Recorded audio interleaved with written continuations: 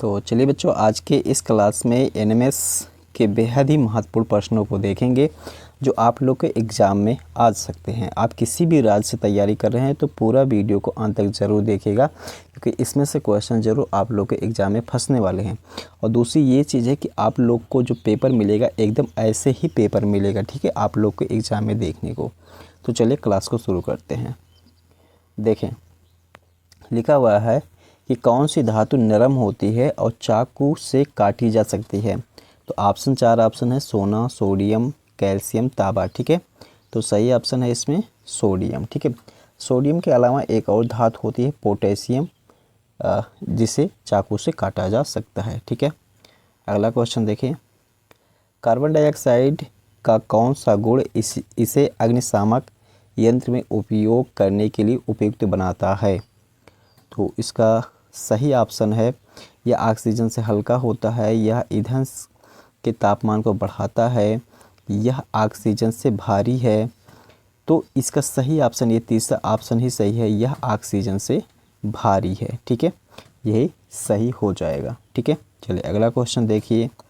अगला क्वेश्चन है कि भारत में सहायक संधि लागू करने वाला गवर्नर जनरल कौन था।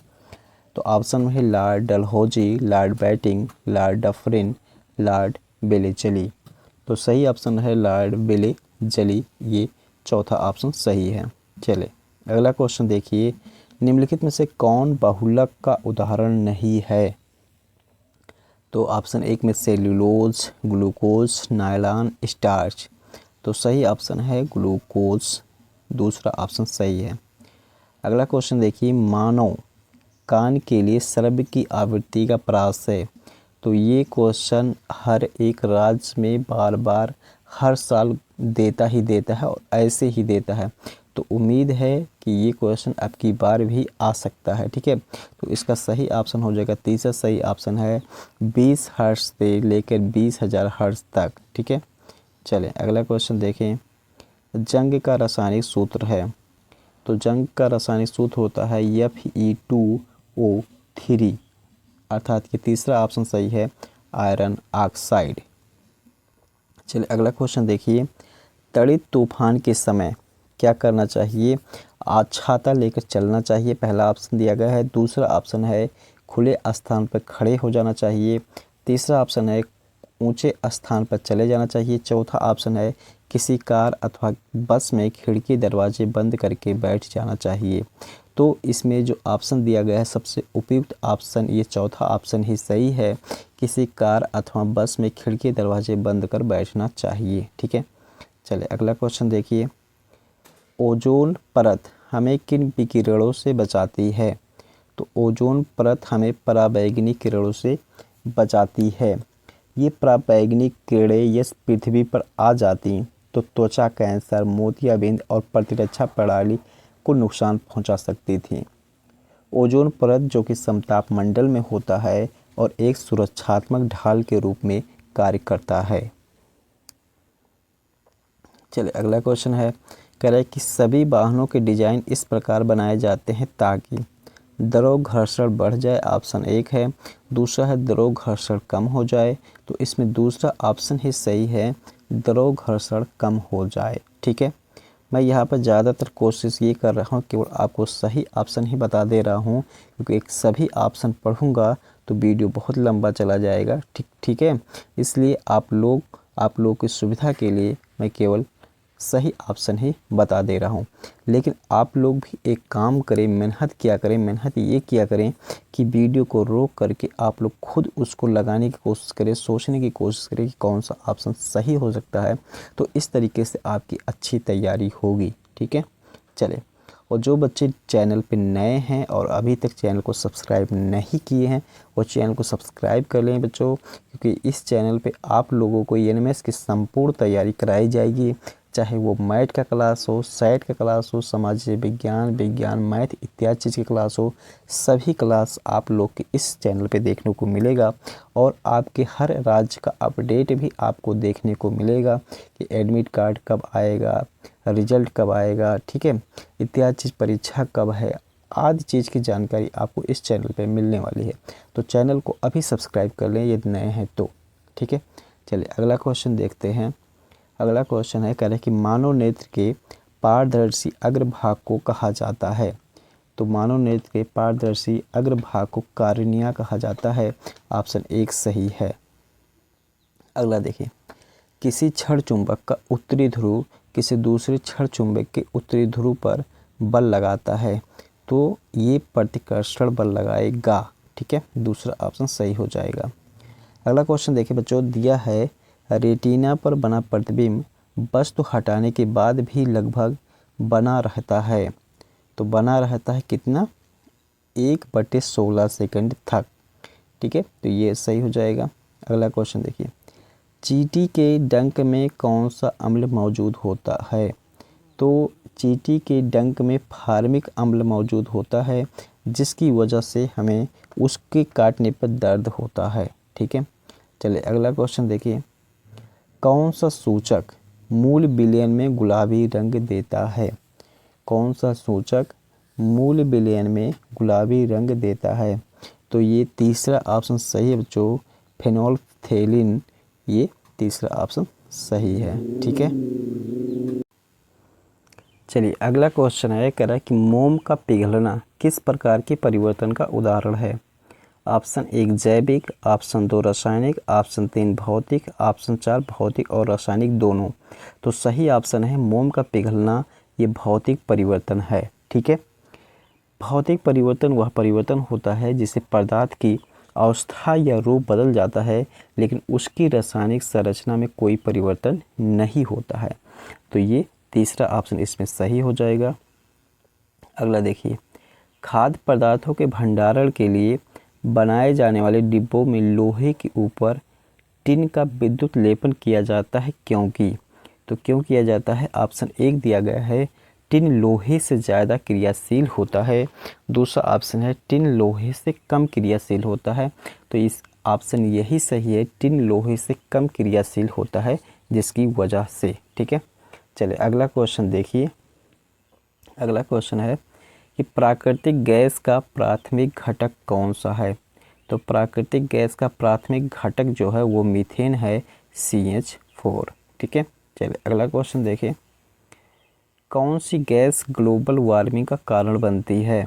तो ग्लोबल वार्मिंग का कारण जो बनती है वो कार्बन डाइऑक्साइड बनती है। कार्बन डाइऑक्साइड एक प्रमुख ग्रीन गैस है जो ग्लोबल वार्मिंग का एक महत्वपूर्ण कारण है बच्चों। ठीक है, चलिए अगला क्वेश्चन देखिए, कैलोरीफिक मान की इकाई क्या है? तो ये इसका है बच्चों किलो जूल प्रति किलोग्राम। तीसरा ऑप्शन सही है। अगला क्वेश्चन देखिए, नील आर्मस्ट्रांग ने चंद्रमा पर कदम कब रखा? तो नील आर्मस्ट्रांग ने चंद्रमा पर 21 जुलाई 1969 को कदम रखा था।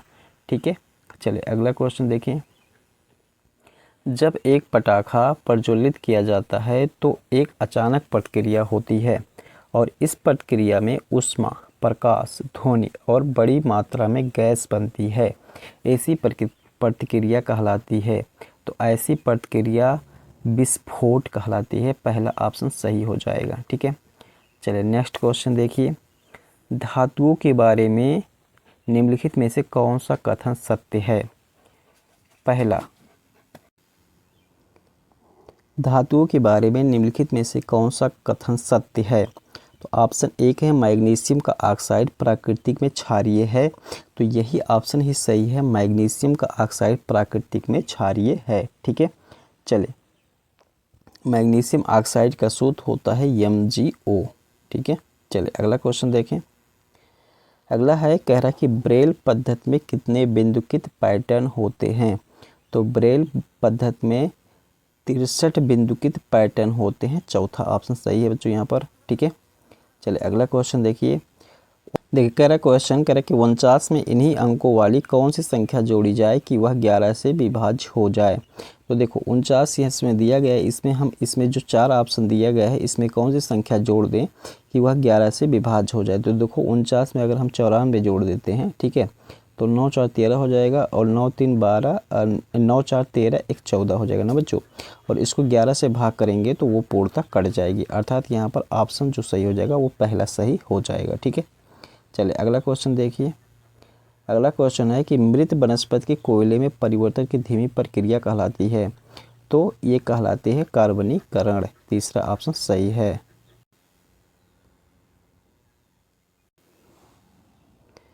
कह रहा है कि 115 नंबर पे क्वेश्चन है, मृत वनस्पति के कोयले में परिवर्तन की धीमी प्रक्रिया कहलाती है, तो मृत वनस्पति के कोयले में परिवर्तन की धीमी प्रक्रिया कार्बनीकरण कहलाती है। तीसरा ऑप्शन सही है। अगला देखिए, 36 में से 18 व्यक्ति पढ़ना पसंद करते हैं, तो पढ़ने को पाई चार्ट में दर्शाया जाएगा। ठीक है, तो पाई चार्ट इस प्रकार में दर्शाया जाएगा, चूँकि 36 में से 18 अर्थात आधा आधा, तो अर्थवृत्त सेक्टर में दर्शाया जाएगा। तीसरा ऑप्शन सही हो जाएगा। अगला देखिए, वनों की कटाई के कारण वातावरण में निम्नलिखित में से कौन सा परिवर्तन संभव नहीं है, तो वनों की कटाई के कारण वातावरण में निम्नलिखित में से कौन सा परिवर्तन संभव नहीं है। पहला है वायुमंडलीय तापमान में वृद्धि, दूसरा है मिट्टी की जल धारण क्षमता में वृद्धि, तो ये मिट्टी की जल धारण क्षमता में वृद्धि ये संभव नहीं है। ठीक है, तो दूसरा ऑप्शन सही है।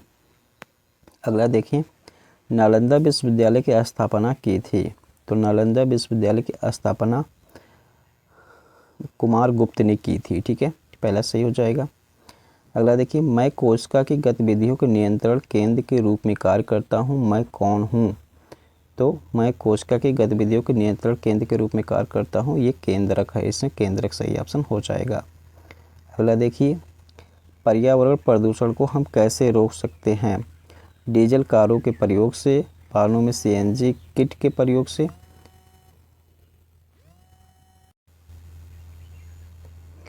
पर्यावरण प्रदूषण को हम कैसे रोक सकते हैं। ऑप्शन एक है डीजल कारों के प्रयोग द्वारा, दूसरा है वाहनों में सीएनजी किट के प्रयोग द्वारा, तो सही ऑप्शन है दूसरा ही, वाहनों में सीएनजी किट के प्रयोग के द्वारा। ठीक है, चलिए अगला क्वेश्चन देखिए। अगला है, कह रहा है कि कार्बन की खेती के बारे में निम्न में से कौन सा कथन सही है। ऑप्शन एक, वह खेती जिसमें जंगलों को काटकर जलाकर साफ करने के बाद फसल उगाई जाती है जब तक वह अनुपजाऊ न हो जाए तथा यह किसानों को आय राजस्व देती है। दूसरा है मिट्टी की सेहत उपजाऊपन को सुधार कर फसल देती है तथा रासायनिक रिसाव को जल स्रोतों में कम डालती है, जैव विविधता को बढ़ाती है और किसानों का राजस्व बढ़ाती है, तो इसमें दूसरा ऑप्शन ही सही है। ठीक है, चलिए नेक्स्ट क्वेश्चन देखते हैं। कह रहा है कि दो पूर्ण संख्याओं का अंतर 66 है और इनका अनुपात 2:5 है, दोनों संख्याएं हैं, तो ये दोनों संख्याएं हैं, ये 110 और 144 है, अर्थात ये तीसरा ऑप्शन सही है। ठीक है, अगला क्वेश्चन देखिए, मध्यकालीन भारत में दीवान ए बिजारत विभाग संबंधित था, तो ये था संबंधित राजस्व से। ठीक है, तीसरा सही हो जाएगा। अगला देखिए, वैदिक काल में ग्राम से बड़ी संस्था होती है, तो वैदिक काल में ग्राम से बड़ी संस्था जो होती है वो 20 होती है। ठीक है, ये सही हो जाएगा। अगला क्वेश्चन देखिए, दिया गया है नीचे दिए गए चित्रों को पहचान कर उचित विकल्प चुनिए। ठीक है, तो इसमें एक चित्र दिया गया है, यहाँ ओवम दिया गया है, स्पर्म दिया गया है, तो ये निषेचन को दर्शाता है, और ये फ्यूजिंग को दिया हुआ है, तो ये युग्मनज को दर्शाता है, तो ये चौथा ऑप्शन ही सही होगा। ठीक है, चलिए अगला क्वेश्चन देखिए, दिए गए सूक्ष्मजीव और उस समूह का नाम बताइए जिससे यह संबंधित है, तो ये जिससे संबंधित है, एक ब्रेड पे कुछ यहाँ पर सूक्ष्मजीव आ गए हैं, तो ये है राइजोपस और कवक से संबंधित है। ठीक है, तो ये सही हो जाएगा। अगला क्वेश्चन देखिए, कैरम बोर्ड पर पाउडर छिड़कने से घर्षण हो जाता है, तो कैरम बोर्ड पर पाउडर छिड़कने से घर्षण कम हो जाता है। ठीक है, तो दूसरा सही है। तो और अगला क्वेश्चन अगले वीडियो में देखने को मिलेगा। तब तक चैनल से जुड़े रहने के लिए, चैनल पे अभी तक जिन लोगों ने सब्सक्राइब नहीं किया, चैनल को सब्सक्राइब कर लें। धन्यवाद।